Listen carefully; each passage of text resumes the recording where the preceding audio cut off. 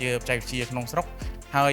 អាចធ្វើការងារអភិវឌ្ឍបច្ចេកវិទ្យាប្រើប្រាស់នៅក្នុងស្រុកវិស្វករជនជាតិខ្មែរជាមួយនឹងប្រព័ន្ធហេដ្ឋារចនាសម្ព័ន្ធរបស់ខ្មែរយើងបង្កើតបច្ចេកវិទ្យានេះឡើងយើងមានគោលការណ៍ដែរសម្រាប់វិស័យយើងនៅក្នុងស្រុកស្រាប់ជាគោលការណ៍របស់យើងទី1យើងផ្ដោតទៅលើបច្ចេកវិទ្យាដែលងាយដំឡើងងាយថែទាំទី2គឺទំនើបកម្មរយៈពេលខ្លីទី3គឺការវិនិយោគបូកមួយមិនផ្លាស់ប្ដូរចុងក្រោយបច្ចេកវិទ្យា SCADA ថ្មីចំនួន IoT បូកជាមួយ data នាំឲ្យមានភាពងាយស្រួលប្រើប្រាស់ប្រព័ន្ធ MF កើតឡើងគឺសម្រាប់ធ្វើដំណើរកម្មលើបណ្ដាញចែកចាយអគ្គិសនីតាំងចុងទាបនៅក្នុងបន្ទប់ភ្លើងដែលផ្លាស់ប្ដូរពីការចុះទៅត្រួតពិនិត្យដោយផ្ទាល់មកទៅជាការគ្រប់គ្រងតាមរយៈប្រព័ន្ធ Digital វិញសម្រាប់បញ្ហាប្រឈមដែល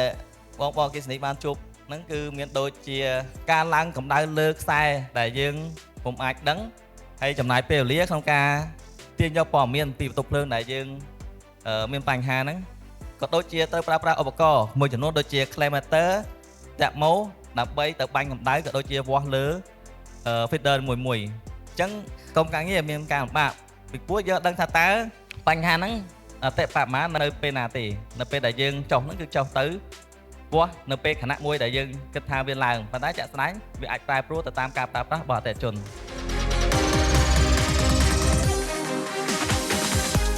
ពីមុនយើងមិនទាន់បានតម្លើងប្រព័ន្ធ LMS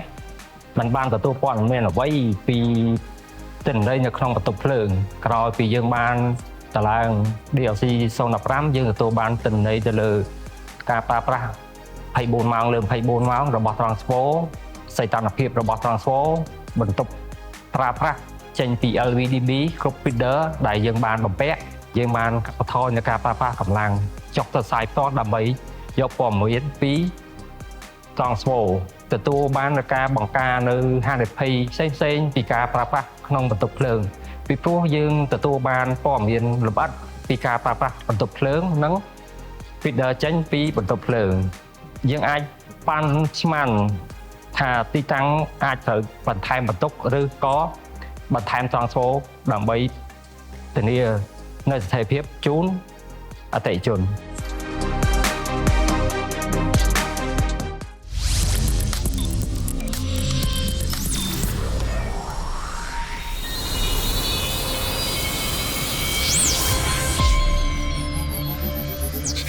VP Start, innovation through technology.